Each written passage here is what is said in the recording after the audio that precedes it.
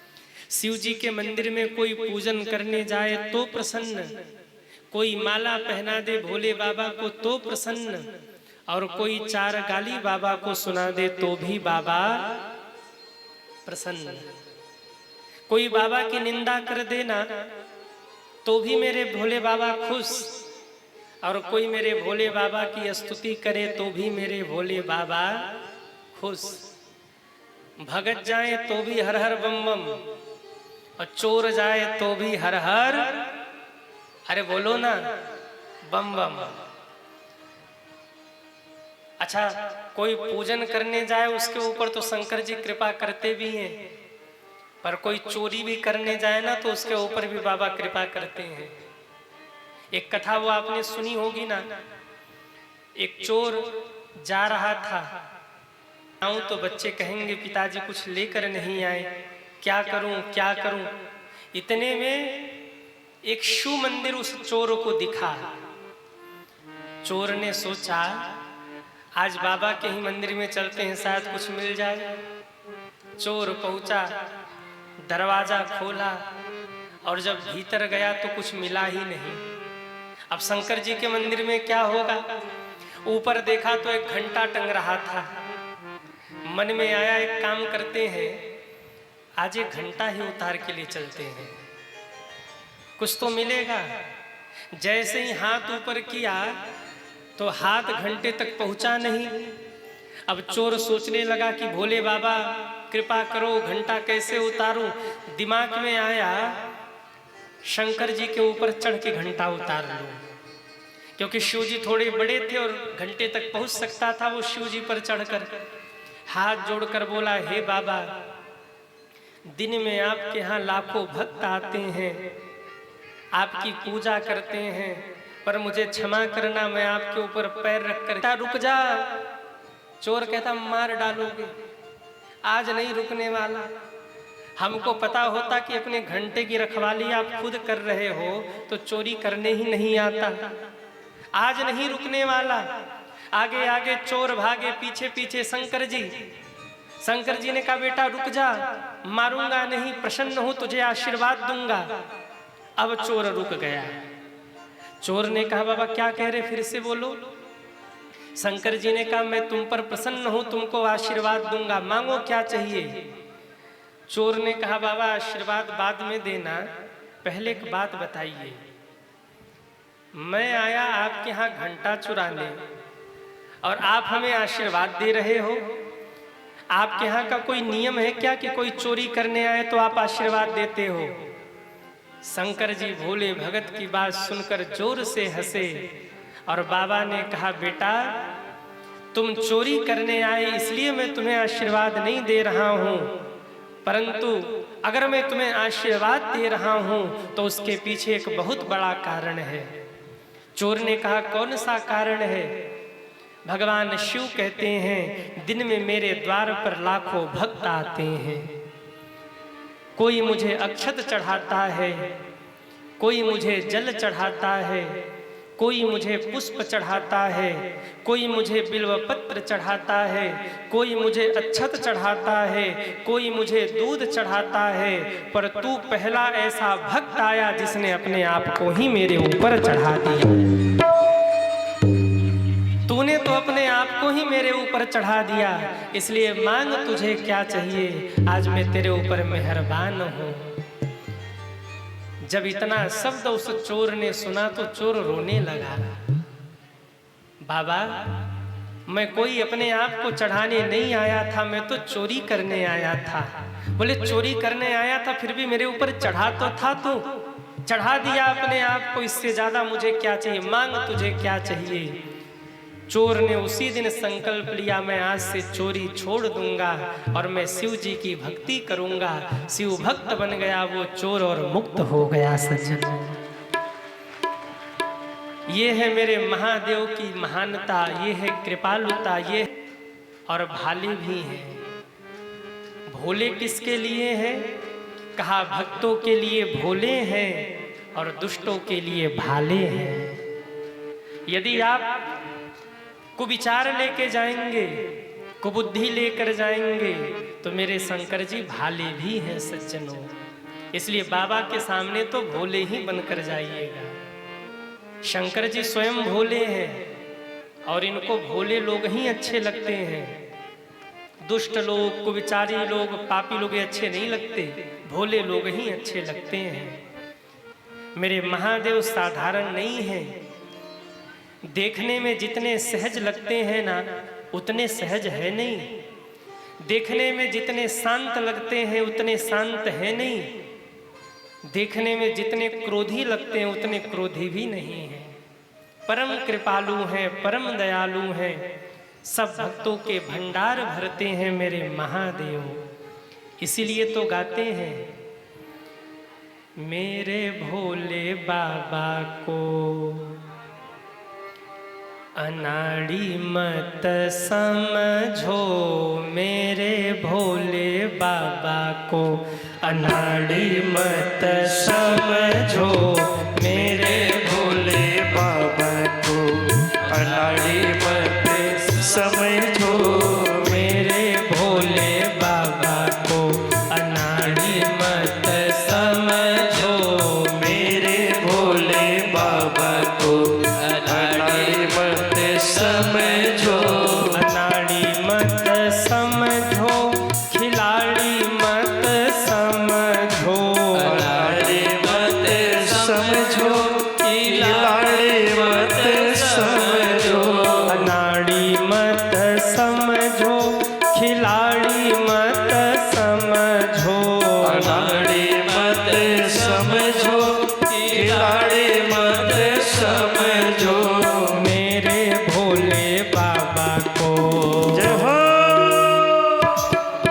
हो मेरे भोले बाबा को अनाड़ी मत समझो, मेरे भोले बाबा को अनाड़ी मत समझो, मेरे भोले बाबा को अनाड़ी मत समझो, मेरे भोले बाबा को अनाड़ी मत समझो। जरा उठाइए दोनों।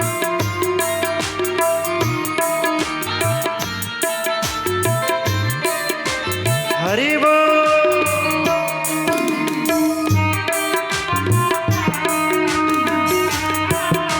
गले सर्प माला, मेरे भोले बाबा के गले सर्पमाला, मेरे भोले बाबा के गले सर्प माला, सर्पों को देख के,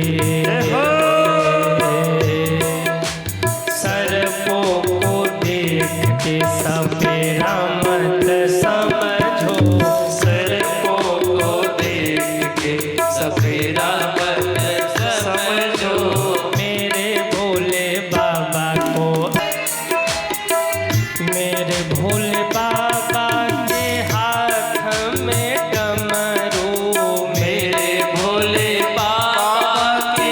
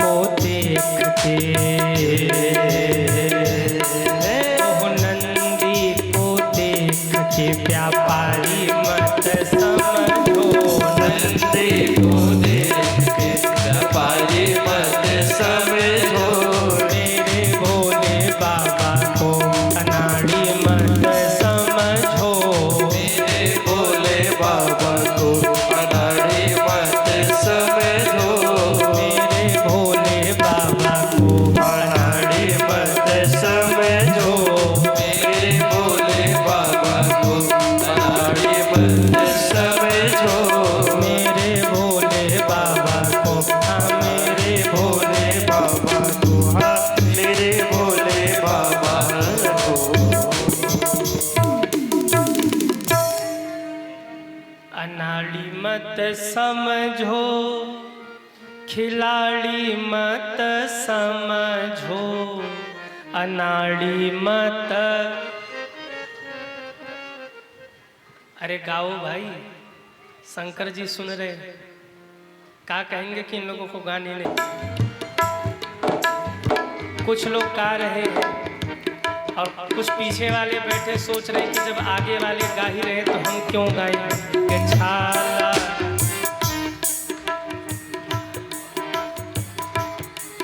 हो मेरे भोले बाबा को अनाड़ी मत समझो, अनाड़ी मत।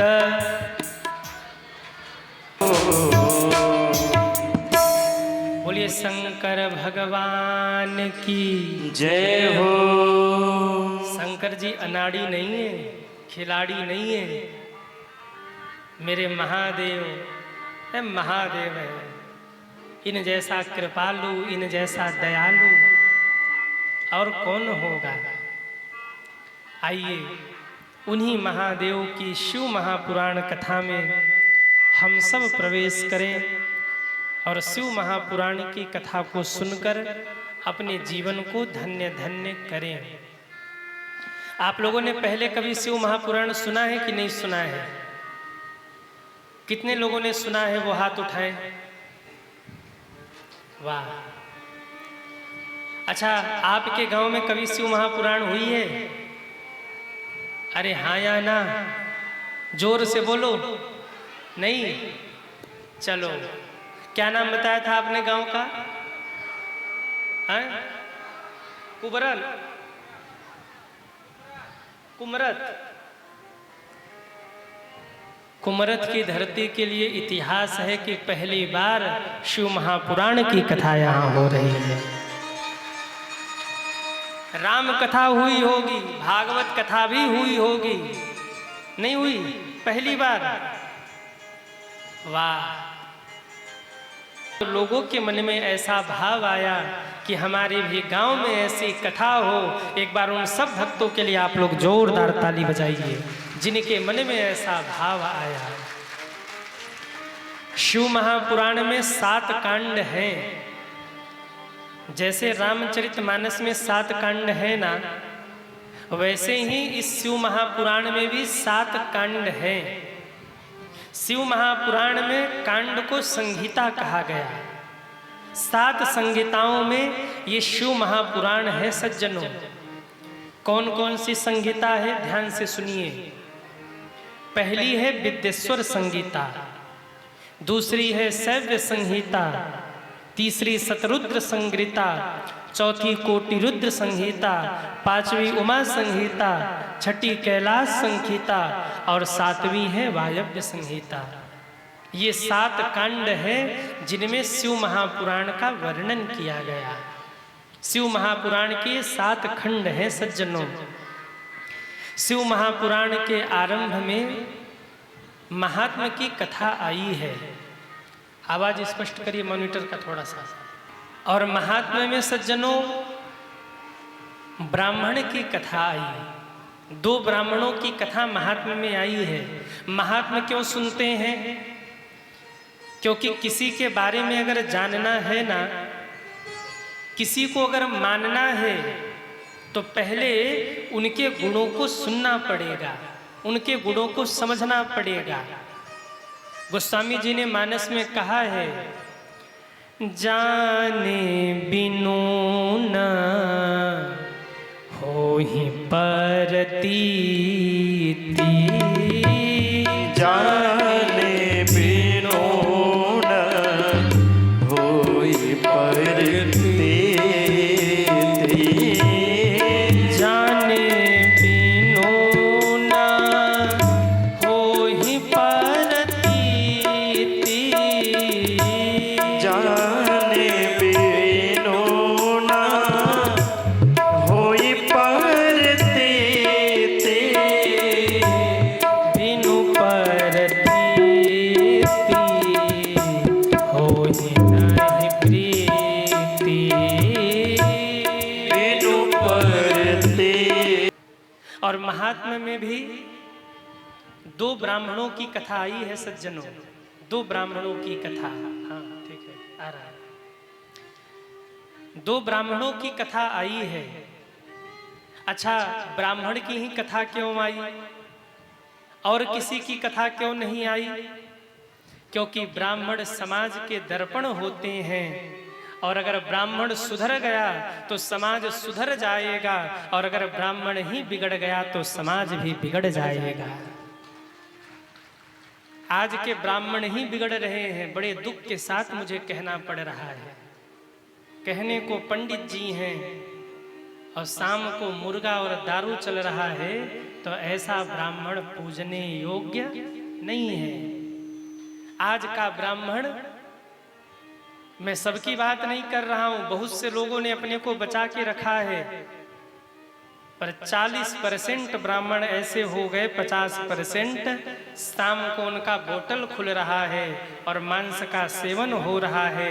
बताइए, जब धर्म के रक्षक ही ऐसा करेंगे तो और लोग कहां जाएंगे? ब्राह्मण समाज का दर्पण होता है, और यदि दर्पण ही गंदा हो जाए तो समाज चेहरा कहाँ सुंदर दिखेगा। ऐसे ही अगर ब्राह्मण ही अपने पथ से भ्रष्ट हो जाए तो समाज को मार्गदर्शन कौन करेगा? इसलिए यदि आप ब्राह्मण हैं तो मेरा निवेदन है, कम से कम मांस मदिरा का सेवन मत करिए। आप अपने संस्कार को बचा के रखेंगे तभी दूसरों को कुछ कह सकते हैं।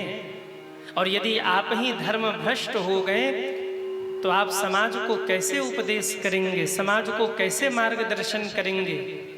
लोग आपको प्रणाम करते हैं क्योंकि एक संस्कार ही तो आपके पास बचा था। अगर वो भी संस्कार आपके नष्ट हो गए तो लोग आपको प्रणाम कैसे करेंगे, लोग आपको वंदन कैसे करेंगे? इसलिए शिव महापुराण में ब्राह्मण की कथा आई महात्मा में कि अगर ब्राह्मण भ्रष्ट हो जाए तो समाज पतित हो जाता है। कौन से ब्राह्मण की कथा आई, ध्यान से सुनिए। आसीत किरात नगरे ब्राह्मणो ज्ञान दुर्बलः दरिद्रो रस विक्रेता देव धर्म परान्मुखः। प्राचीन समय में एक गांव था किरात नामक, जिसमें एक पंडित जी रहते थे जिनका नाम था देवराज। देवराज पहले तो ठीक था, पर धीरे धीरे कुसंग में पड़कर वो कुमार्गामी हो गया। मदिरा पीने लगा, मांस खाने लगा। धन तो बहुत कमाता था, पर एक गड़िका से उसे प्रेम हो गया। सारा धन ले जाकर के उसी गड़िका को दे देता था। घर में पत्नी भी है, घर में बच्चे भी हैं, परंतु उसे किसी का ध्यान नहीं। वो गड़िका से प्रेम करने लगा और सारा धन ले जाके गड़िका को देने लगा। एक दिन पत्नी ने समझाया, महाराज ये ठीक नहीं है, आप धन कमाते हैं, मैं आपकी पत्नी हूँ, और आप घर के बाहर गड़िका पर जाकर सारा धन खर्च करते हैं, दिन रात उसी के साथ रहते हैं, ये धर्म नहीं है। पत्नी ने भी समझाया, माँ ने भी समझाया, पर कहते हैं विनाश काले आगे विपरीत बुद्धि। इसका विनाश होना था ना, नहीं माना। और जब रोज रोज पत्नी और माँ मना करती रही, एक दिन इसको गुस्सा आया। आधी रात को ये उठा है और आधी रात को इसने पत्नी और माँ की हत्या कर दी। पत्नी और माँ को मार दिया और मार करके सज्जनों अपने ही घर में जमीन में गाड़ दिया। बच्चों को भी मार दिया। किसके लिए? एक गड़िका के लिए। उन सब को मारा है और मार करके जमीन में गाड़ा है। गड़िका को लेकर के घर आया, उससे विवाह किया। पर गड़िका तो गड़िका थी, उसे केवल धन चाहिए था। धीरे धीरे देवराज का सारा धन उस गड़िका ने हड़प लिया और जब देखा कि इसके पास धन नहीं बचा तो गड़िका ने धक्का देकर देवराज को घर से बाहर निकाल दिया। अब क्या करता? मारा मारा फिर रहा है। घूमते घूमते प्रयाग पहुंचा और सज्जनों, संयोग से उसी समय प्रयाग में मेला लगा था।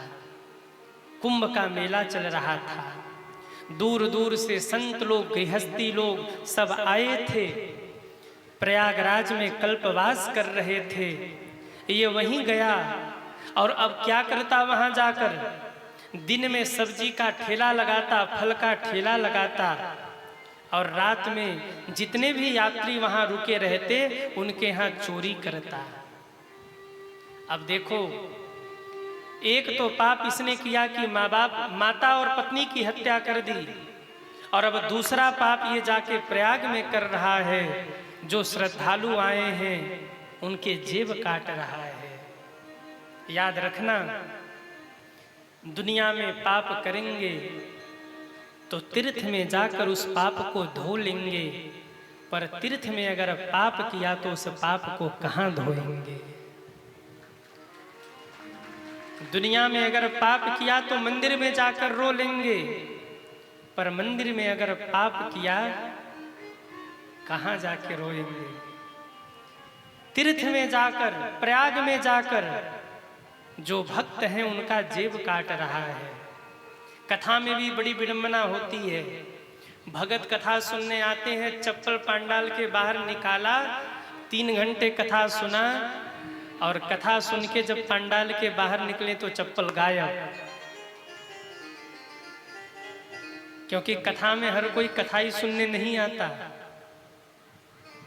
कोई भक्ति पाने आता है, कोई मुक्ति पाने आता है, कोई ज्ञान बढ़ाने आता है, कोई भजन सुनने आता है, कोई कथा पाने आता है, कोई मुक्ति पाने आता है, कोई ज्ञान पाने आता है, पर कोई कोई चप्पल भी चुराने आता है। वो कथा में आएंगे ना, खैर आप लोग बड़े चालाक हैं, अपना अपना चप्पल पास में लेके बैठे हैं, बड़े चतुर हैं।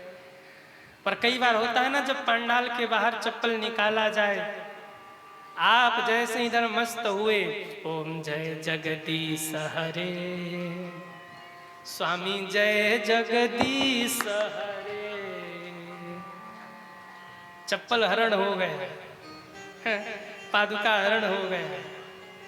आप ओम जय जगदीश हरे, उधर चप्पल हरण हो गए, पादुका हरण हो गए। कई चप्पल भी चुराने आते हैं। देखेंगे कि कौन सा ब्रांडेड चप्पल है। चोर जो चप्पल चुराने आएंगे पहले वो देख लेंगे कि कौन सा ब्रांडेड चप्पल है।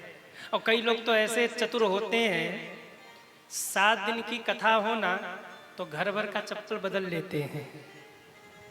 पुराना वाला पहन के आएंगे और कथा में जो सबसे नया वाला होगा वहीं पहन के पुराना वाला छोड़ के चले जाएंगे। अब कथा सुन के गए तो जब जिसका चप्पल गायब हुआ वो फिर वेद मंत्र शुरू करता है। अच्छा, समझाने वाले भी बड़े गजब होते, कहते चुप हो जा, चुप हो जा, अलाए बलाए ले गया। उनका गायब हो जाए तो इसलिए भैया कथा में हर कोई कथा ही सुनने नहीं आता। मैं आप लोगों के लिए नहीं कह रहा हूँ, आप लोग बहुत अच्छे श्रोता हैं, आप लोग चप्पल वप्पल चुराने नहीं आए हैं। कोई हो तो हाथ उठा देना। नहीं नहीं, आप लोग अच्छे हैं। पर इतना निवेदन जरूर करूंगा कि भाई अपना अपना बटुआ संभाल के रखिएगा, पॉकेट संभाल के रखिएगा। और माताओं से भी निवेदन, सोना चांदी पहन के आए ना तो भीड़ बहुत होगी कथा में, तो थोड़ा सा सोना चांदी संभाल के रखना, नहीं तो फिर गायब होने के बाद तो हमें बड़ी पीड़ा होती है जब सुनते कि सोने की चैन गायब हो गई, चप्पल गायब हो गया, या कोई किसी का बटुआ चला गया। इसलिए अपनी वस्तुओं की सुरक्षा आप स्वयं करिए। अच्छा, कोई जरूरी नहीं है कि आप नौलखा हार ही पहन के कथा में आओ। कई कई माताएं होती हैं ना, खूब बढ़िया सोना वो हार पहन के कथा में जाएंगे, क्यों? अड़ोसन पड़ोसन को दिखाना है हम सोने का हार पहन के आए हैं। सोने की हार पहन के आना तो कटे तो जिम्मेदारी अपने ऊपर लेना, ये आयोजकों के ऊपर मत थोपना। इन लोगों ने ठीक व्यवस्था नहीं की, हमारा चैन कट गया तो हमारा हार छिन गया। हाँ, मत पहन के आना सोने की चैन, सोने का हार। अच्छा, पहनना भी हो ना तो असली मत पहनना, डुप्लीकेट पहन के आना, ताकि चला भी जाए तो झंझट खत्म। बोले ले जा तो हम दूसरा खरीद लाएंगे। ले जाने वाला भी तो पछताए, चोरी करने वाला भी तो थोड़ा पछताए। इसलिए पहन के आना भी हो तो असली वाला नहीं, नकली वाला पहन के आना, ताकि चोर भी क्या नाम है गांव का, कुमरत, चोर भी कुमरत में चोरी करके सोचे कि हमने गलत जगह हाथ मारा। तो भैया अपने सामान की सुरक्षा आप स्वयं करें, क्योंकि कब कहाँ बटुआ चोरी हो जाए, कब कहाँ चैन कट जाए, कोई भरोसा नहीं है। ये महापाप है। कथा में जाकर अगर कोई किसी का चप्पल चुरा रहा है तो ये बहुत बड़ा वो पाप कर रहा है। कथा कीर्तन में जाकर यदि कोई किसी का चैन काट रहा है, ये बहुत बड़ा पाप है। इसके लिए कोई क्षमा नहीं है सज्जनों। तीर्थ में जाकर, कथा में जाकर, मंदिर में जाकर आप कोई पाप कर रहे हैं तो ये पाप, इसका क्षमा कोई नहीं है, इसका दंड जरूर मिलेगा। हम तो कई बार देखते हैं, हमारे आंखों देखी घटना, एक मंदिर में एक मैया 50 का नोट लेके आई, 50 का नोट रखा, 500 वाला मुट्ठी में बांधा और लेके निकलती बनी। 50 वाला रखा, 500 वाला मुट्ठी में और निकलती बनी। ये क्या है? ये बहुत बड़ा अपराध है, इसका क्षमा नहीं है। इसलिए ऐसा काम जीवन में कभी नहीं करना चाहिए। कोई कथा में आया है, किसी ने उसका जेब काट लिया, सुखी हो जाओगे? जितना काट के ले गए हो उससे 10 गुना ज्यादा भर दोगे। इसलिए तीर्थ में जाकर कभी कोई पाप नहीं करना चाहिए। यहाँ तो अगर किसी की चाबी मिल जाए, किसी की चैन मिल जाए गिरी हुई, आप उसे लौटा दीजिए, आयोजक लोगों के पास दे दीजिए, जिसका भी हो आप उसे लौटा दीजिए, ये पुण्य होगा, भगवान आपको देख रहे हैं। देवराज प्रयागराज में जाकर के चोरी करने लगा और चोरी का दंड उसे मिला। क्या दंड मिला? ध्यान से सुनिए। एक दिन उसे बहुत जोर से बुखार आया, इतने जोर से बुखार आया कि वो चलने फिरने लायक नहीं रहा। पांडाल में एक कोने में जाकर बैठा है, और जब बैठा है शिव महापुराण की कथा वहां चल रही थी। शिव महापुराण की कथा देवराज सुन रहा है। बुखार बढ़ता गया, बढ़ता गया, बढ़ता गया। उसको ऐसा लगने लगा कि अब मेरे प्राण नहीं बचेंगे, अब मैं मारा जाऊंगा, अब मेरी मृत्यु हो जाएगी। ज्वर इतना तेज चढ़ा, हाथ पैर भी नहीं हिल रहे हैं। देवराज रोने लगा, और जब देवराज को लगा अब मेरे प्राण नहीं बचेंगे, तो रो रो के महादेव को पुकारने लगा, हे महादेव, मैंने जीवन भर पाप किया, मैंने पत्नी को मारा, अपनी माँ को मारा, तीर्थ में आकर मैंने चोरी की। हे महादेव, मैंने दुनिया के सारे पाप किए हैं, पर केवल एक अच्छा काम करके मैं मरने वाला हूँ। और वो अच्छा काम ये है कि मैं शिव महापुराण की कथा को सुनते सुनते अपने प्राण त्यागने वाला हूं। हे महादेव, अब मुझे मुक्त करिए, मुझे अपनी शरण में लीजिए। मैंने अपनी सारी गलती स्वीकार कर ली है। हे महादेव, मुझ पर करुणा करिए, मुझ पर कृपा करिए। अब मेरा शरीर छूट जाएगा मुझे पता है, लेकिन मैंने शिव महापुराण की कथा सुनी है, मुझे तार दीजिए, मेरा उद्धार कीजिए। इतना कह के वो देवराज रोने लगा है और रो रो के महादेव को कहने लगा, हम तेरे भोले बाबा, हम तेरा ही सहारा, हम तेरे भोले बाबा, हम तेरा ही सहारा। ओहो हम तेरे भोले बाबा, हम तेरा ही सहारा, हम तेरे भोले बाबा, हम तेरा ही सहारा, हम तेरे भोले बाबा, हम तेरा ही सहारा, हम तेरे भोले बाबा, हम तेरा ही सहारा, हम तेरे भोले बाबा, हम तेरा ही सहारा, हम तेरे भोले बाबा, हम तेरा ही सहारा।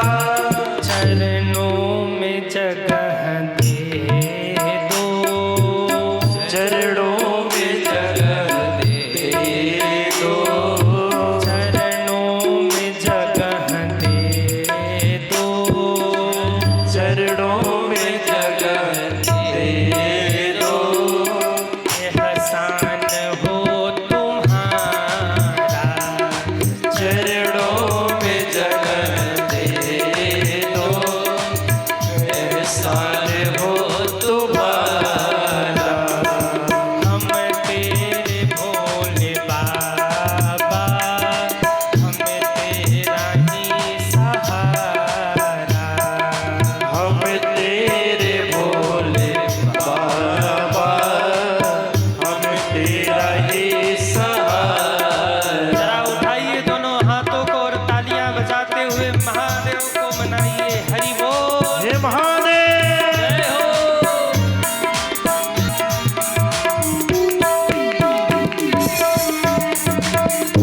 बोले द्वार जाऊं, कोई नहीं हमारा।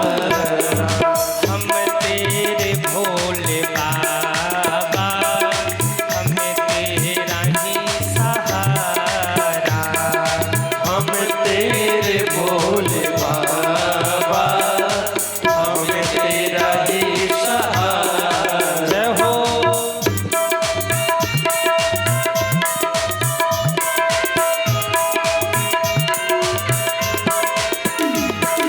हरि बोल।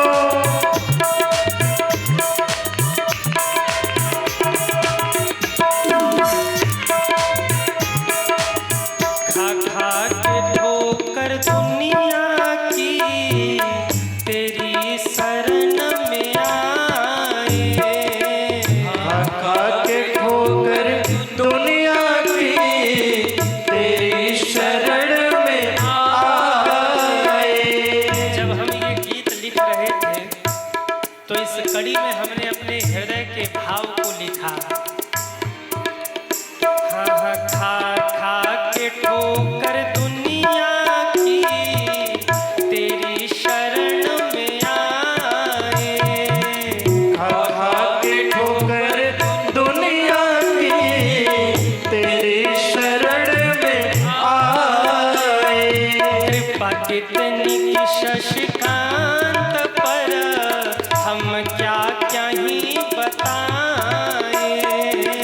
कृपा कितने की शशिकांत पर, हम क्या क्या ही बताए। डूबी हुई कश्ती को, जय हो डूबी हुई कश्ती को, तुमने दिया किनारा। डूबी हुई कश्ती को तुमने दिया किनारा। ओ हम तेरे भोले बाबा, हम तेरा ही सहारा। हम तेरे भोले बाबा, हम तेरा ही सहारा। हम तेरे भोले बाबा, हम तेरा ही सहारा। हम तेरे भोले बाबा, हम तेरा ही सहारा।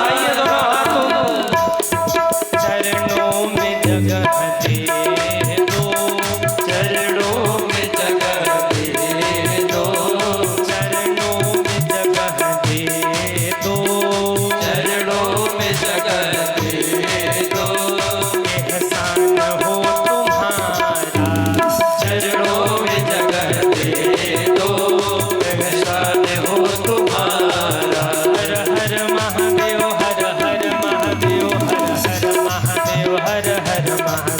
हर हर महादेव, हर हर महादेव, हर हर महादेव, हर हर महादेव। हर हर महादेव, हर हर महादेव, हर हर महादेव, हर हर महादेव। हर हर महादेव, हर हर महादेव, हर हर महादेव, हर हर महादेव। हर हर महादेव, हर हर महादेव, हर हर महादेव, हर हर महादेव। बाबा विश्वनाथ की जय हो।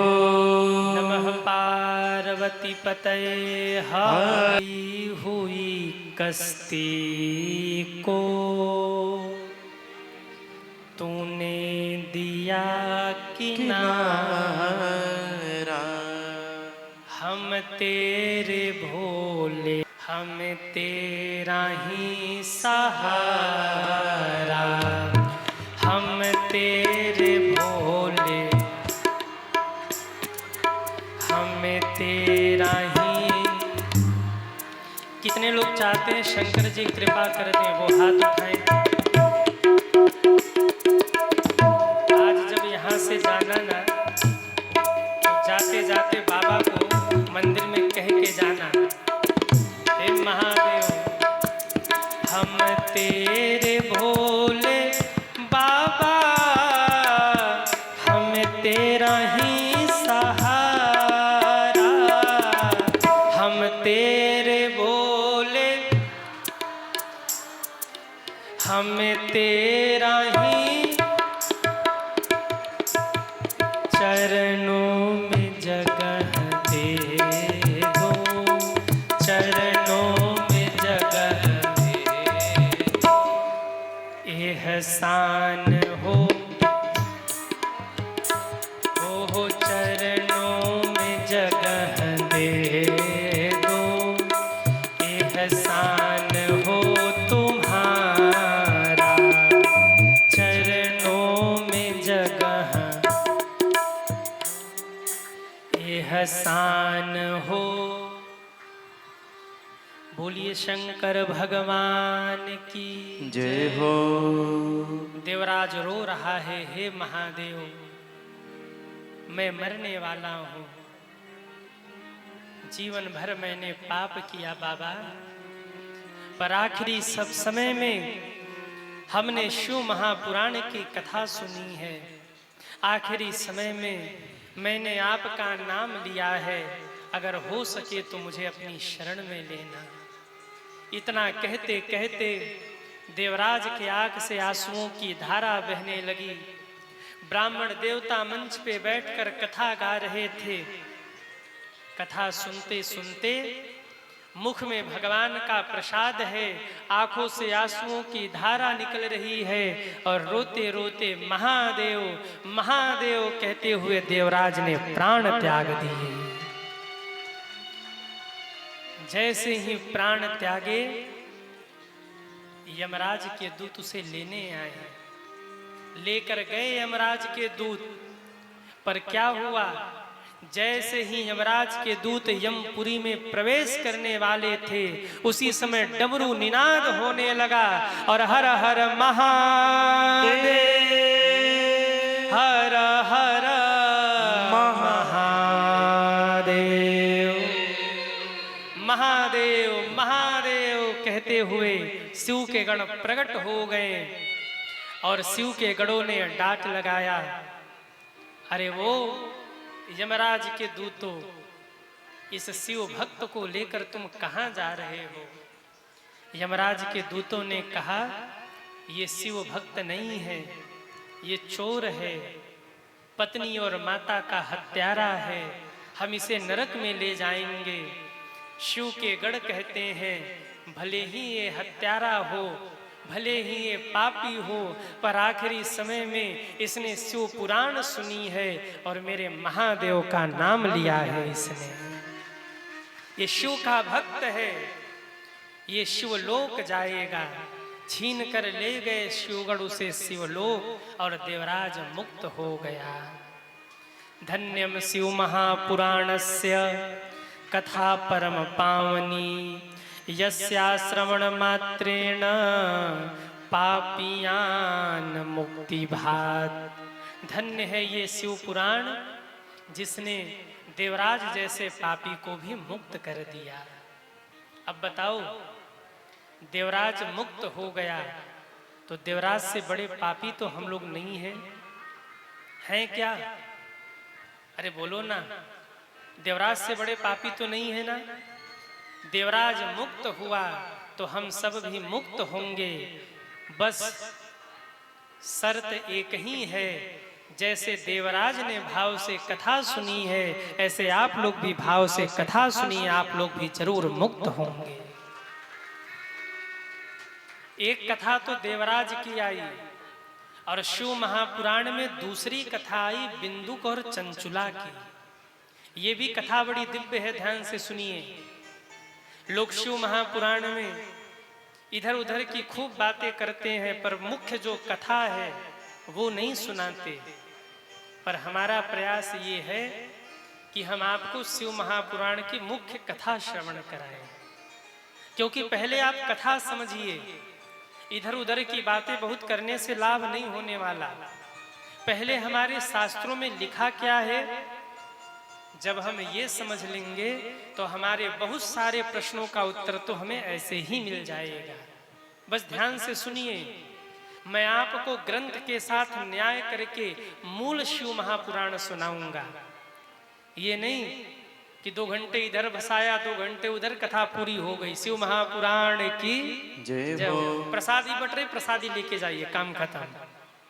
ये वाली कथा हम नहीं करेंगे, आपको मूल कथा सुनाएंगे और शास्त्रों में जो बातें लिखी गई हैं उससे एक भी अक्षर इधर उधर की नहीं सुनाएंगे, बिल्कुल सटीक मूल कथा आपको सुनाएंगे।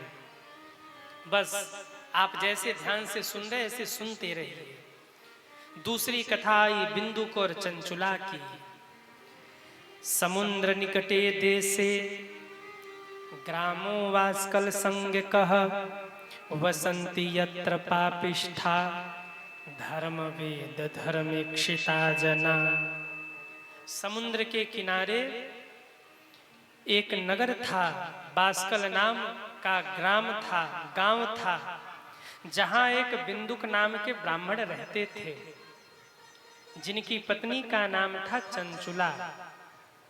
थोड़ा आवाज देख लीजिए फिर से। जिनकी पत्नी का नाम था चंचुला।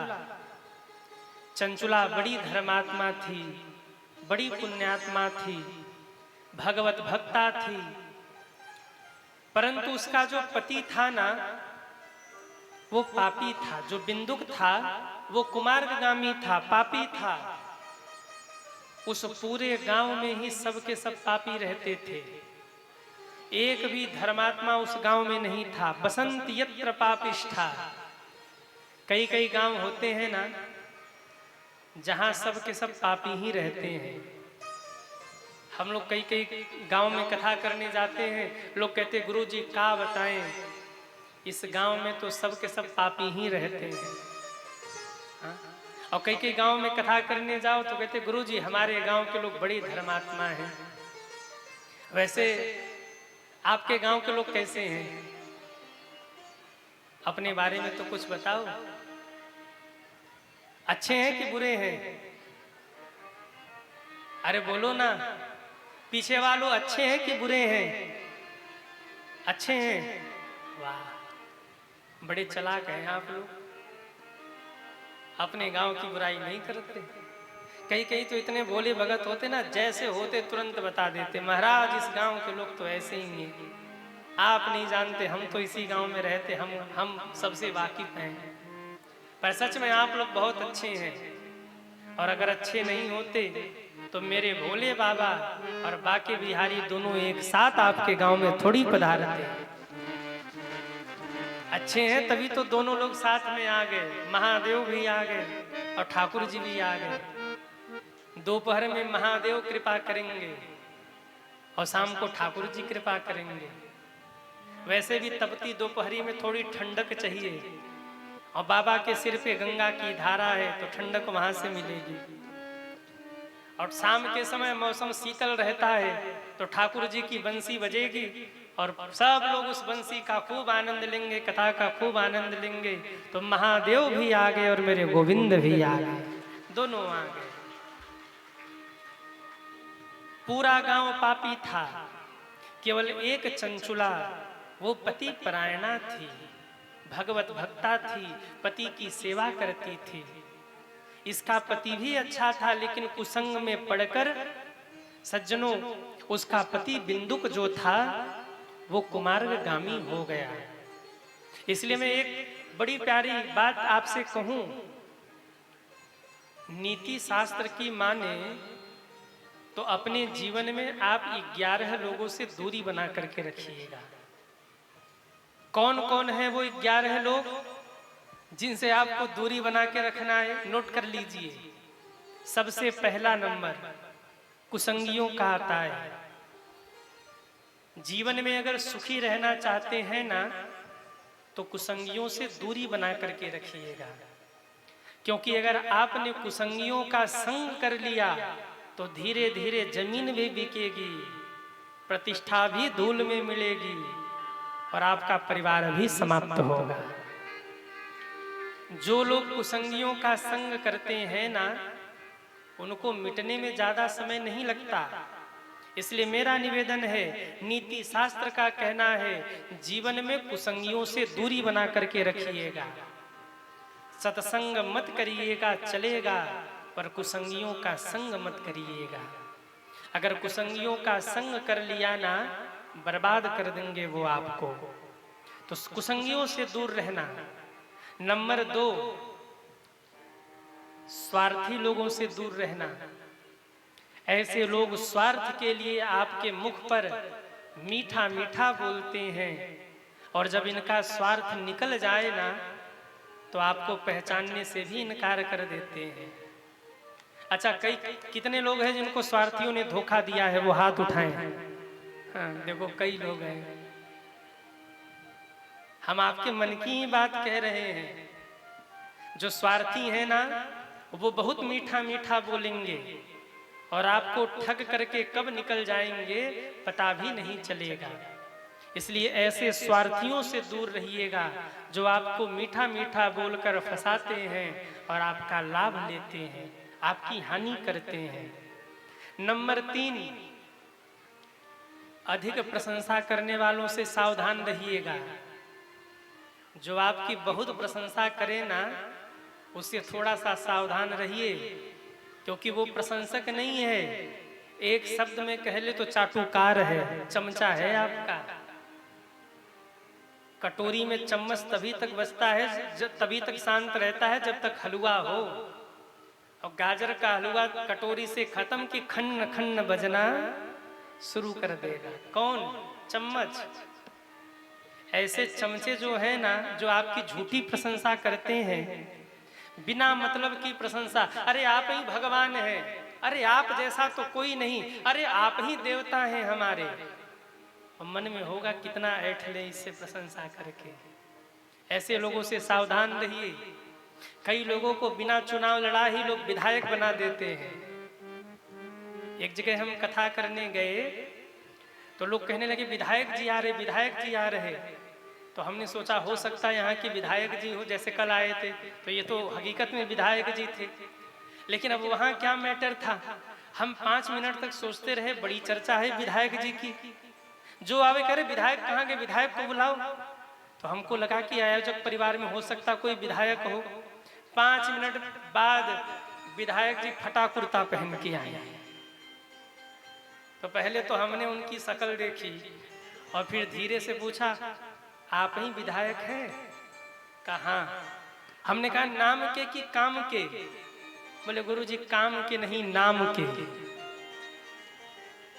हम कौनो विधायक विधायक नहीं है।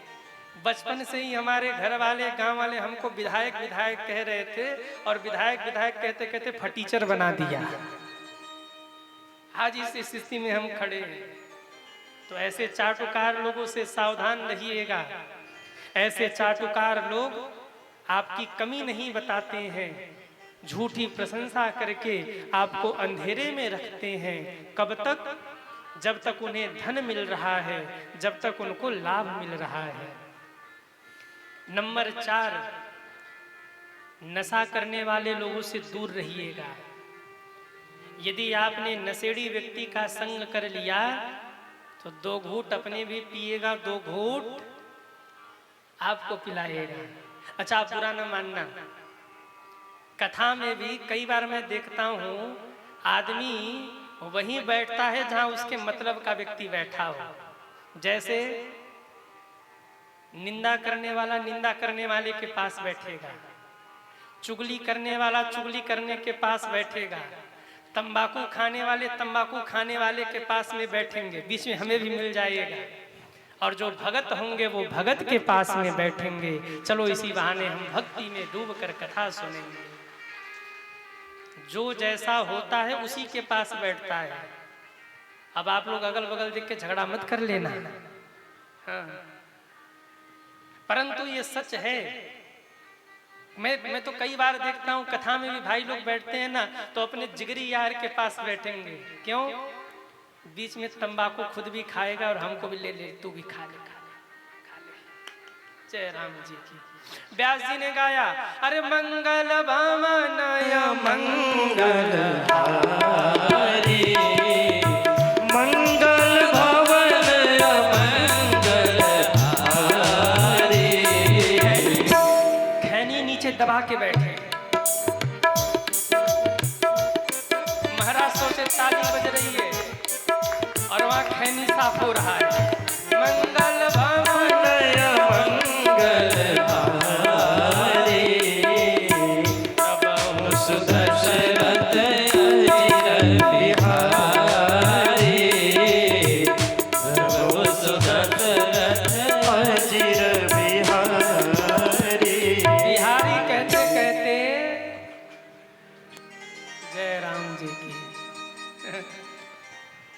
तो भैया नशा कोई सा भी हो, यदि आपने नशेड़ी व्यक्ति का संग कर लिया, जीवन बर्बाद कर देगा। वो जमीन भी बेचवाएगा, नाम भी मिट्टी में मिलाएगा आपका, और आपके जीवन को ऐसे लोगों से दूर रहिएगा।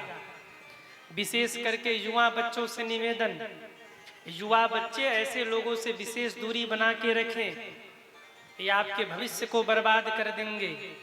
गांव में तो ठीक है, शहरों में कथा होता है तो बहनों से भी कहना पड़ता है, युवा बच्चियों से भी कहना पड़ता है। वो जो फूंक मारने वाली आपकी सखियां हों, शाम को बोतल खोलने वाली सखियां हों, सहेलियां हों, फ्रेंड हों, उनसे दूरी बना के रखा करिए। क्योंकि गांव में तो ठीक है, शहरों में तो माताएं भी जम के समझ रहे कि नहीं? अरे हाँ या ना? गांव में तो चलो भाई लोग ही कम से कम शाम को लेते हैं थोड़ा, शहरों में तो अभी सब हर जगह नहीं, पर 5-10% ऐसा देखा जाता है कि बहनें भी शाम को। तो भैया ऐसे लोगों से दूरी बना के रखना। नंबर 5, जो बात बात में झूठ बोले ना, ऐसे लोगों से आप दूरी बना के रखिए। कभी भी झूठ बोलकर आपको आपके परिवार से लड़ा सकता है। जो बात बात में झूठ बोले उनसे दूर रहिए। नंबर 6, जो दूसरे की बुराई आकर आपसे करे, बार बार दूसरों की बुराई आकर आपसे कर रहा हो, उससे थोड़े सावधान हो जाइए। क्यों? जो दूसरों की बुराई आपसे कर रहा वो आपकी भी बुराई दूसरों से करेगा। जो दूसरों की बुराई आपसे कर रहा, जो दूसरों के घर की निंदा आपसे कर रहा, वो आपके भी घर की निंदा दूसरों से करेगा। ऐसे लोगों से थोड़ा बच के रहिए। नंबर 7, छल करने वाले लोगों से दूर रहिए। आप जानते हैं कि इसने कई लोगों के साथ धोखा किया है, छल किया है, फिर भी आप उसके ऊपर भरोसा कर रहे हैं, तो ये भरोसा उसके साथ आप नहीं कर रहे हैं, ये धोखा आप अपने साथ में कर रहे हैं। क्यों? जो कई लोगों के साथ में धोखा कर चुका है वो आपके साथ भी धोखा करेगा, इसलिए थोड़े से सावधान हो जाइए। पहले तो मीठा मीठा बोलकर आपको अपनी बातों में लेगा वो, और जब आप फंस जाएंगे तो फिर असली रूप दिखाएगा वो, और आपको बर्बाद करके ही मानेगा। नंबर 8, मूर्ख लोगों से दूर रहिए। मूर्खों को अगर बहुत ज्यादा समझाने जाएंगे तो वो आपको ही समझा देंगे, इसलिए मूर्खों से थोड़ी दूरी बना के रखिए। दिमाग मत खपाइए उनके चक्कर में। वो कहे देखो देखो रात का समय है, कह दो हाँ भैया रात ही है। कोई कह दे देखो देखो इस टाइम ठंडी लग रही है, कह दो हाँ हाँ ठंडी लग रही है, तू कम्बल ओढ़ के बैठो। उससे लड़िए मत, जो कहे हाँ में हाँ करके निकल लीजिए। और 9, जो लोग बात बात में कसम खाते हैं, ऐसे लोगों से थोड़ी सी दूरी बना के रखिए। जो आदमी बात बात में कसम खाता है, ये मान लेना कि नंबर 1 का झूठा आदमी है, हानि करेगा आपको। क्योंकि जो बहुत ज्यादा झूठ बोलता है वही बहुत ज्यादा कसम भी खाता है। कई लोग होते हैं ना बात बात में भगवान कसम, माई कसम, बाबूजी कसम, अरे कसम को मजाक बना दिया। जब ही हो रहा तभी शपथ लिए जा रहे, कसम खाए जा रहे हैं। जो बहुत ज्यादा कसम खाए उससे थोड़ा सावधान हो जाइए, क्योंकि बहुत झूठ बोलने वाला बहुत ज्यादा कसम खाता है। नंबर 10, ईर्ष्यालु लोगों से दूरी बना के रखिए। जो ईर्ष्यालु होते हैं, आपकी प्रगति को देख करके बाहर से आपके लिए मुस्कुराएंगे, पर मन में कैंची रखेंगे, कैसे इसको काट के कुतर दें, समाप्त कर दें। उनके मुस्कुराहट को देखकर कभी उन पर भरोसा मत करिएगा। ईर्ष्यालु लोगों के मुस्कान में भी एक कतार होती है, एक चाकू, एक छुरी छुपा होता है जो आपको हानि कर सकता है। इसलिए ईर्ष्यालु लोगों से दूरी बना के रखिएगा। बेटे की सरकारी नौकरी लग जाए, मिठाई बांटिए, लेकिन उतना ही मिठाई बांटिए जितने में ईर्ष्यालु की कुदृष्टि न पड़े। उतना ही जश्न मनाइए, उतनी ही खुशी मनाइए कि कहीं कोई आपके पीछे न लग जाए, क्योंकि आपके अड़ोस में पड़ोस में अगल बगल ही ऐसे लोग होंगे जो आपकी उपलब्धि को देख करके जल रहे होंगे, जो आपको बर्बाद करने की सोच रहे होंगे। तो हर किसी के सामने बहुत मत खुलिए। कब कौन ईर्ष्या करके आपको समाप्त कर दे, कोई भरोसा नहीं। और 11वां है, जो लोग बहुत दुखी रहते हैं ना, खामखा जो दुखी रहते हैं, उनसे भी थोड़ी सी दूरी बना के रखिए। क्यों? ऐसे दुखी रहने वाले लोग बेमतलब के खुद तो दुखी रहते ही हैं, पर बहुत ज्यादा उनका संग किया ना तो वही वाइब्रेशन आपके भीतर भी छोड़ देंगे। तू भी दुखी रहे, हमारे साथ तू भी दुखी रहे, तू हमारा दोस्त है, तू हमारे साथ रहता, हम दुखी रहते तू भी दुखी रहे। ऐसे लोग न तो खुद खुश रहेंगे न तो आपको खुश रहने देंगे। इसलिए बिना मतलब के जो दुखी रहते हो उनसे थोड़ी सी दूरी बना के रखिए। कई लोग होते हैं ना बिना मतलब के दुखी रहते हैं। दुख काहे का है? कोई पूछे भैया दुख काहे का है? बोले आज सिर में बड़ा दर्द है इसलिए दुखी हूं। कोई बात नहीं। दूसरे दिन मिले, काहे का दुख है? आज घुटने में बहुत दुख तकलीफ है इसलिए दुखी हूं। फिर तीसरे दिन मिले, भाई आज क्यों दुखी हो? आज मेरा वो जो दोस्त है ना उसका दोस्त बीमार पड़ गया इसलिए दुखी हूं। फिर चौथे दिन मिले, आज क्यों दुखी हो? वो हमारे मौसा के बहन के बेटे के बहन की सास मर गई इसलिए हम दुखी हैं। बताओ, इतने रिश्ते लेके चल रहे हैं। हमारे नाना के ससुराल में उनके भी एक रिश्तेदारी में ये घटना घट गई इसलिए हम दुखी हैं। हमारे बगल वाले भाई साहब के मामा के घर उनके पड़ोस में एक लोग मर गए इसलिए दुखी हैं। अरे भाई, ये तो पूरी दुनिया दुखी हो जाएगी। ऐसे लोगों से थोड़ी दूरी बना के रखिए जो बेमतलब के दुखी रहते हो, नहीं तो वो आपको भी दुखी कर देंगे। तो इन 11 लोगों से आप दूरी बना के रखिए जो ईर्ष्या करते हैं, जो झूठ बोलते हैं, जो हद से ज्यादा मूर्ख है, जो चाटुकारिता करते हैं, जो स्वार्थ में जीते हैं, जो नशा करते हैं। ऐसे लोगों से जितनी दूरी बना के रखेंगे आपके लिए हितकारी होगा। बोलिए भक्तवत्सल भगवान की जय हो। चंचुला और बिंदुक दोनों रहते थे वासकल ग्राम में। बिंदुक कुमार्गामी हो गया और जब चंचुला ने मना किया तो बिंदुक ने चंचुला को मारना शुरू किया और यहां तक कह दिया, तुझे जो करना है तू कर, मैं जो कर रहा हूं मुझे करने दे। मुझे तुझसे कोई मतलब नहीं, तुझे मुझसे कोई मतलब नहीं। केवल नाम के पति पत्नी बन के घर में रहेंगे, न तू मुझे रोक न मैं तुझे रोकूं। बेचारी चंचुला भी क्या करती, पेट पालन के लिए वो भी कुमार्गामी हो गई। नाच गाकर अपना पेट पालन करने लगी। समय बीता, बिंदुक मरा है एक दिन। और जब बिंदुक मर गया, चंचुला भी बूढ़ी हो चुकी थी। एक बार गांव के कुछ लोग गोकर्ण तीर्थ जा रहे थे। गोवा से कुछ दूर पर गोकर्ण तीर्थ है।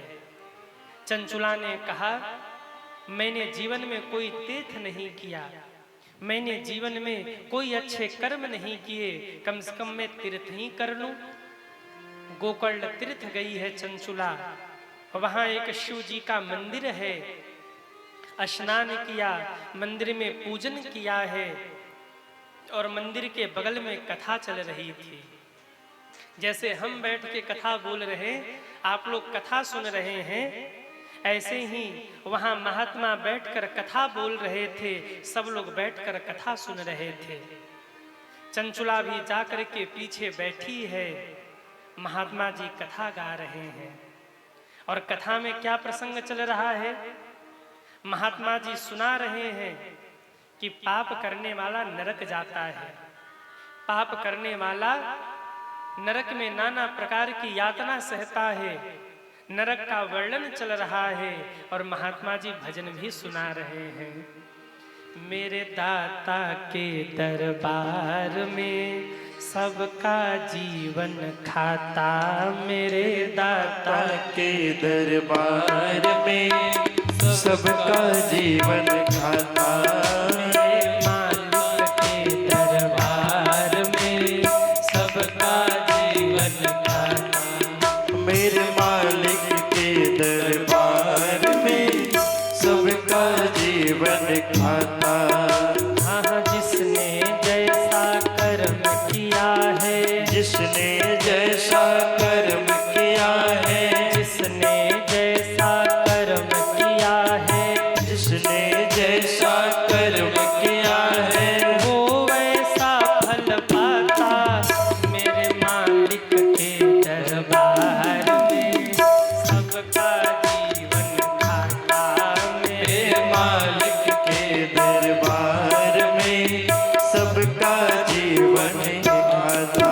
उठाइए दोनों हाथों को, हरि बोल। जय हो।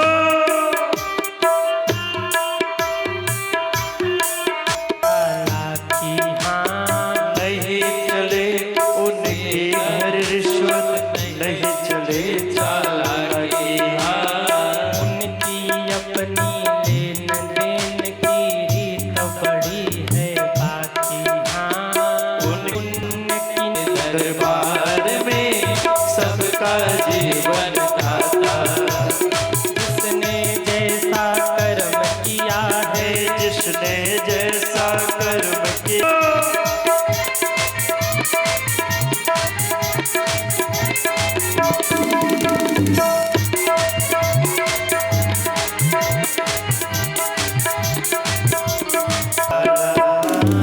उजले करने कर बंदे कर्म करियो काला, लाख आँख से देख रहा है तुम्हें देखने वाला, मेरे दाता के दरबार में सब हे महादेव, तेरे दाता के दरबार में सबका जी दूसरे के खाते का नहीं खाता, सब अपने अपने खाते का ही खाते हैं। इसलिए खाता बहुत सोच समझ के जमा करिएगा।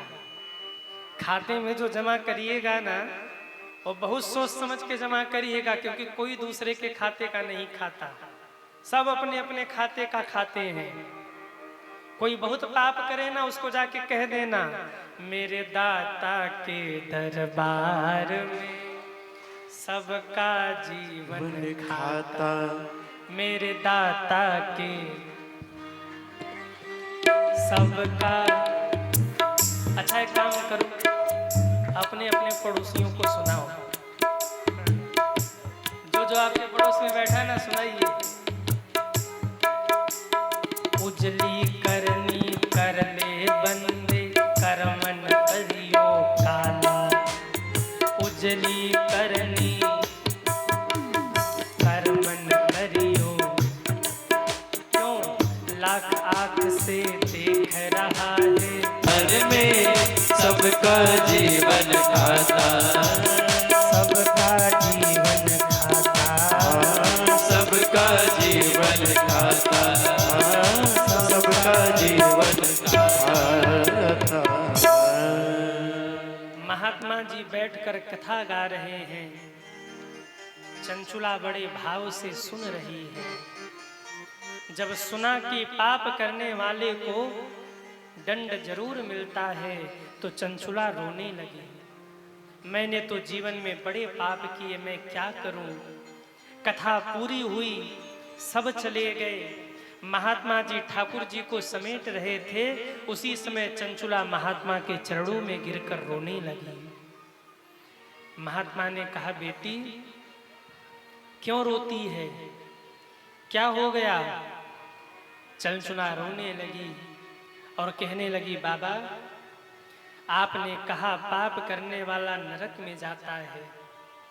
बाबा मैंने तो इतने पाप किए कि मैं आपसे कह भी नहीं सकती, पर बाबा क्या मेरा कल्याण हो सकता है।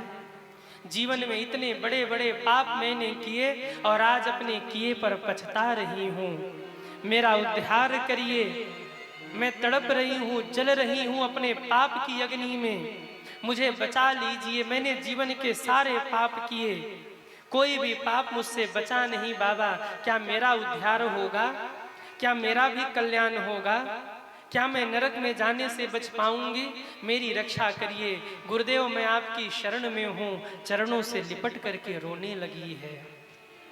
जैसे ही महात्मा ने चंचुला को रोते देखा, महात्मा ने कहा, बेटी तेरे आंख के आंसू ये बता रहे हैं कि तुझे मेरे महादेव मिलेंगे, तो क्यों चिंता करती है। तू ये जो प्रायश्चित कर रही है ना, इसी प्रायश्चित के याग में तेरे सारे पाप जल के नष्ट हो जाएंगे। दुनिया का कौन सा ऐसा पाप है जो भगवान का नाम लेने से नष्ट नहीं होता। बेटी तू बोल महादेव। चंचुला ने कहा महादेव। फिर महात्मा बोले, तू बोल महादेव। चंचुला बोली महादेव। तू बोल बेटी महादेव। चंचुला ने कहा महादेव। गुरुदेव ने कहा आज से तेरे मुख से केवल एक ही शब्द निकले बेटी, वो शब्द है महादेव महादेव महादेव। इसके सिवाय तो कुछ मत बोलना, तेरे जीवन के सारे पाप नष्ट हो जाएंगे। पुकार मेरे महादेव को। चंचुला ने रुद्राक्ष लेकर के सिर पे बांधा है, एक रुद्राक्ष गले में पहना, एक रुद्राक्ष जटा में बांधा, एक रुद्राक्ष हाथ में लेकर महादेव के बगल में बैठ गई और महादेव महादेव महादेव पुकारना शुरू किया। कुछ दिन बीते, गुरुदेव आए। बेटी अब कैसा लग रहा है? चंचुला कहती है अब भजन में मन लग रहा है। कहा और भजन बढ़ा दे। चंचुला और भजन करने लगी। कुछ दिन बाद फिर गुरुजी आए। बेटी अब कैसा लग रहा है? कहा गुरुदेव अब ऐसा लग रहा है कि मेरे महादेव मेरे साथ साथ चल रहे हैं। कहा बस बेटी तू महादेव के बहुत करीब है, और भजन बढ़ा, तुझे मेरे महादेव मिलेंगे। चंचुला ने रो रो के पुकारना शुरू किया महादेव महादेव महादेव महादेव। अन्न छोड़ दिया, जल छोड़ दिया, शरीर सूख गया, सिर के केस लट बन करके धरती की ओर गिर पड़े हैं। कुछ बचा नहीं उसके जीवन में, केवल एक ही शब्द है महादेव महादेव महादेव। एक दिन जाकर महादेव से लिपट गई, हे महादेव अब प्राण निकलने को है बाबा। कई दिनों से न तो कुछ खाया है न तो जल पिया है, अब प्राण निकलने को है, एक बार तो दर्शन दीजिए, आप कब मिलेंगे मुझे? और इतना कह के रोते रोते महादेव कहते हुए चंचुला ने प्राण त्याग दिए। जब चंचुला ने प्राण त्यागे, एक दिव्य विमान आया है, उस विमान में बैठ करके सीधे शिवलोक में पहुंची है। जैसे ही चंचुला पहुंची, नजर उठा करके उसने देखा एक आसन पर महादेव बैठे हैं, बगल में माता पार्वती बैठी हैं, सारे देवता हाथ जोड़ करके बाबा की स्तुति कर रहे हैं। चंचुला वहीं से दंडवत प्रणाम करती हुई रोने लगी है। माता पार्वती दौड़ी हैं, चंचुला को उठा करके हृदय से लगाया और कहा सखी क्यों रोती हो? आज से तुम मेरी सखी हो गई हो, अब रोना बंद करो। चंचुला रो पड़ी, माँ आपने मुझे सखी कहा, मैं इतनी बड़ी पापिनी हूँ, मैं इतनी बड़ी अभागन हूँ, कुसंगी हूँ, मैंने जीवन के सारे पाप किए और आप मुझे सखी कह रही हैं। माँ ने कहा तूने पाप तो किया चंचुला, पर मेरे महादेव का नाम भी तो तूने लिया, तेरे सारे पाप धुल गया, आज से तू मेरी सखी है, मेरे साथ तू कैलाश पे रहेगी। चंचुला को अपने साथ रख लिया पार्वती माँ ने। अब तो पार्वती माँ को स्नान कराती चंचुला, प्रिय सखी बन गई, भोजन बनाती माँ के लिए। जब माँ पूजन करने बैठे ना, चंचुला प्रसाद लेकर आती, पुष्प लेकर आती। धीरे धीरे माँ के बहुत करीब हो गई चंचुला। माँ भी सखी की तरह, बहन की तरह प्रेम करने लगी। पर एक दिन चंचुला दुखी थी। माँ ने पूछा चंचुला सखी क्यों दुखी हो? कहा माँ एक निवेदन था। कहो चंचुला। चंचुला बोली माँ मुझे इतना बताओ, मेरे पति बिंदुक कहाँ है इस समय? जैसे इतना शब्द सुना माँ चौंक गई। कहा बिंदुक की याद तुम्हें कैसे आ गई? कहा माँ बताओ ना, वो है कहाँ अभी? माँ ने कहा वो विंध्य पर्वत पर प्रेत बना है और बहुत यातना सह रहा है, बहुत कष्ट पा रहा है वो। चंचुला रोती हुई माँ के चरणों से लिपट गई। माँ आप तो सब कुछ करने में समर्थ हैं, इसलिए मेरा एक निवेदन सुन लीजिए। क्या? चंचुला कहती माँ मेरे पति बिंदुक का आप कल्याण कर दीजिए, उसका उद्धार कर दीजिए। माँ ने कहा चंचुला जिस पति ने तुझे कुमार्गामी बनाया, जिस पति ने तुझे यहां तक पहुंचाया कि तूने दुनिया के सारे कुकर्म विवश होकर किए, उस पति के कल्याण के बारे में आप कह रही हो।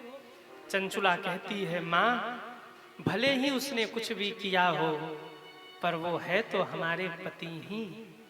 माँ जैसे मेरा आपने कल्याण किया, वैसे मेरे पति को भी मुक्त कर दीजिए।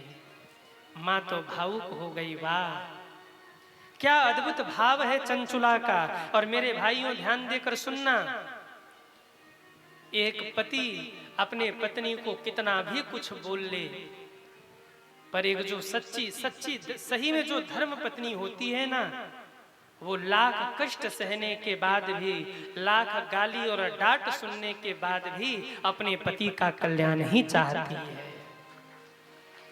एक पत्नी से बड़ा पति का हितैषी इस संसार में कोई और नहीं है।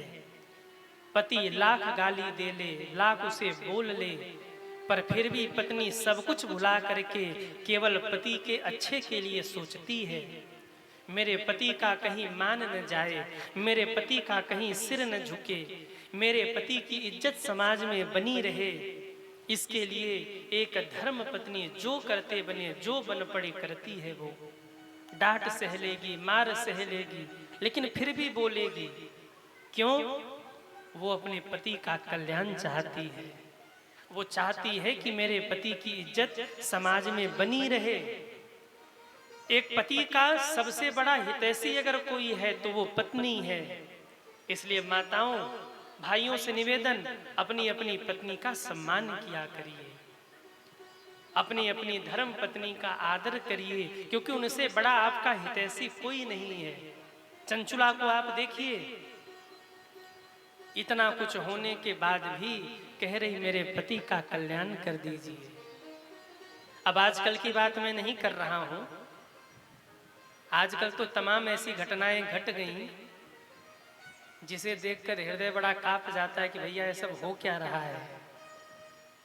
अभी कुछ दिन पहले वो इटावा वाली एक घटना घटी थी ना, वो पति को ड्रम में काट के पैक कर दिया था।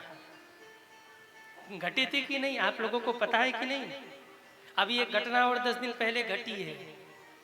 एक देवी जी ने अपने पति को मरवा दिया अपने बॉयफ्रेंड से, और रो रो के बोली चोर आए थे, काका डाकू कौन आया था, लुटेरा, और वो चोर और हमारे क्या गहने लूट रहे थे, और गहने लूट करके मार दिया। जबकि मारा खुद ही पति को, और पति को मरवाने के बाद रो रो के नाटक कर रही कि मेरे पति को किसी और ने मार दिया, किसी और क्या गजब का नाटक किया उसने।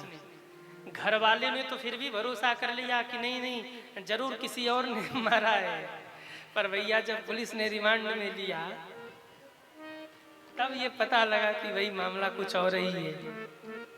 अपने ही प्रेमी से मिलकर पति की हत्या करवा दी, और ये बात तब खुली जब पुलिस ने रिमांड में लिया। जब बढ़िया छानबीन हुई तो पता लगा भैया पति को मारने वाला कोई और नहीं, इसकी पत्नी ही है जिसने पति को मारा है।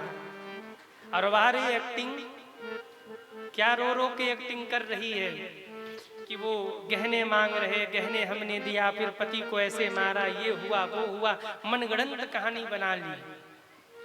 लेकिन फिर भी हर माताएं ऐसी नहीं होती। ऐसी भी माताएं होती हैं जो अपने पति के मान मर्यादा की रक्षा के लिए अपने प्राण तक न्यौछावर कर देती हैं। ऐसी भी माताएं हैं जो अपने पति की लाज के लिए पूरा जीवन अपना सर्वस्व न्यौछावर करती हैं। अपने परिवार की, कुल की मान के लिए, अपने परिवार के मान को बचाने के लिए कठोर संघर्ष और तप करती हैं। माँ ने सुना है, प्रसन्न हो गई पार्वती माँ। तुमरु नामक एक गंधर्व को बुलाकर कहा जाओ उसे शिव महापुराण सुनाओ। तुमरु ने जाकर शिव महापुराण सुनाया है। बिंदुक शिव महापुराण को सुनकर के मुक्त हो गया और मुक्त होकर कैलाश पर पहुंचा। तब मेरे महादेव ने उठकर बिंदुक को हृदय से लगाया और कहा, बिंदुक चंचुला तो पार्वती की प्रिय सखी थी, पर आज से तुम भी मेरे प्रिय गढ़ बन गए हो, आज से मेरे साथ रहोगे तुम। बिंदुक और चंचुला दोनों मिल गए। चंचुला बन गई माता पार्वती की प्रिय सखी और बिंदुक बन गए भगवान शंकर के प्रिय पार्षद और दोनों ही शिवलोक में निवास कर गए। बोलिए श्री महापुराण की जय हो। इस प्रकार से बिंदुक और चंचुला की भी कथा आई। अब बताओ, बिंदुक तर गया, चंचुला तर गई और देवराज भी तर गया। आप में से कितने लोग तरना चाहते हैं वो हाथ उठाएं। अच्छा, जिन्होंने हाथ नीचे किया उनको नहीं तरना, उनको नहीं तरना। तरना चाहते हो कि नहीं? अरे हाँ या ना, जोर से बोलो। तरना है कि नहीं? अगर आपको भी तरना है तो फिर कुछ नियम आपको पालने होंगे इन 7 दिनों में। कथा तो आप सुन ही रहे हैं, पर कुछ नियम भी आप पालिए। कौन से नियम? इन 7 दिनों में अगर आप भी तरना चाहते हैं तो पहला नियम ये है, कथा प्रारंभ होने के पहले आइए और पूरी कथा सुन करके कथा विश्राम के बाद आरती दर्शन करके जाइए। पहला नियम। ये नहीं कि महाराज जी कथा शुरू करें, दीदी जी कथा शुरू करें तो कथा आधी पूरी हो जाए तब हम कथा में चलेंगे। नहीं, अगर तरना है तो मात्र 7 दिनों में आप तर जाएंगे, पर पहला नियम ये है कि कथा प्रारंभ होने के पहले आइए और पूरी कथा सुनने के बाद आरती दर्शन करके तब जाइए। दूसरा नियम, 7 दिनों तक आप लोगों को निंदा चुगली नहीं करनी है। 7 दिनों तक निंदा चुगली बंद। कितने लोग निंदा चुगली नहीं करेंगे वो हाथ उठाएं। वाह। 7 दिनों तक आप लोगों का झूठ बंद। कितने लोग झूठ नहीं बोलेंगे वो हाथ उठाएं। वाह। झूठ नहीं बोलेंगे, यही कितना बड़ा झूठ है। झूठ नहीं बोलेंगे, यही कितना बड़ा झूठ है। लेकिन फिर भी प्रयास करना कि झूठ न बोलना पड़े। जितना हो सके इन 7 दिनों में आप गुरु मंत्र का जप करिएगा। क्यों? जितना इन 7 दिनों में आप गुरु मंत्र का जप करेंगे उसका अनंत गुना फल आपको प्राप्त हो जाएगा नाम जप करने से, गुरु मंत्र के जप करने से। हमारे मुख्य यजमान जी ने तो कल ही अभी गुरु मंत्र लिया। 7 दिनों तक खूब जपना दोनों गुरु मंत्र। कल आप लोगों ने गुरु मंत्र लिया।